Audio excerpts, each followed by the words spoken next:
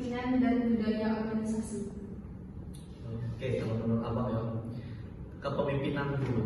Kalau kepemimpinan ini menurut abang sesuatu yang bisa mempengaruhi orang lain.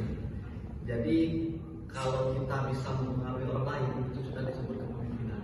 Cuma di dalam organisasi lebih lagi daripada itu. Berarti kita bisa mempengaruhi orang lain untuk berbuat sesuai dengan visi, misi dan tujuan organisasi. Itu kepemimpinan. Kemudian kalau budaya organisasi itu budaya, kalau kita bicara tentang budaya ini identik dengan ciri khas suku ya, suku bangsa.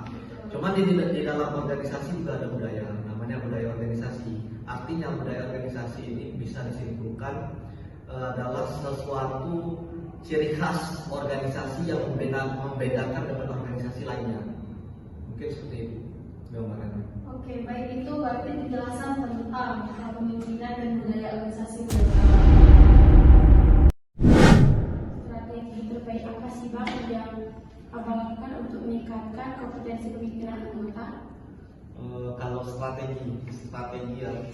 Kalau strategi ini kita harus mulai dari yang terkecil dulu sampai yang terbesar. Jadi kebiasaan-kebiasaan kecil di dalam organisasi yang buruk itu harus dihilangkan, dan yang baik itu harus dipertahankan. Jadi strategi saya sebagai pimpinan lah di dalam organisasi bahwasanya kita harus membiasakan dan menarik seluruh anggota organisasi ini untuk selalu mentaati peraturan yang pertama. Kemudian yang kedua itu kita harus mempunyai dan memiliki punishment lah. Punishment itu artinya bagi orang yang melanggar aturan itu harus dikasih sanksi dan peringatan seperti itu. Jadi untuk apa? Itu merupakan salah satu strategi untuk meningkatkan kompetensi anggota organisasi supaya mereka selalu ikut aturan, kemudian mereka fokus kepada visi, misi dan tujuan organisasi. Apa yang akan dilakukan oleh seorang pemimpin untuk menciptakan sebuah lingkungan kerja yang kondusif dalam organisasi? Oke, menurut saya pribadi ada banyak macam tipikal seorang pemimpin. Ada yang selalu serius, ada yang selalu bercanda, ada yang di kolaborasi waktu serius, waktu bercanda. Namun di samping itu kita harus menyesuaikan kondisi dan situasi. Bagi kondisi ini kita serius, maka kita harus serius.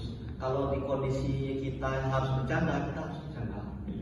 Jadi untuk menciptakan organisasi dan anggota itu supaya kondusif, itu kita harus mencontohkan dulu sebagai seorang pemimpin bagaimana perilaku kita baik, gitu kan.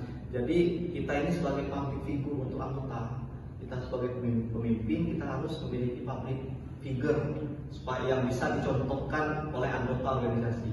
Kalau kita sendiri yang buruk ya organisasi pasti anggota organisasi juga pasti memandang kita buruk. Gitu.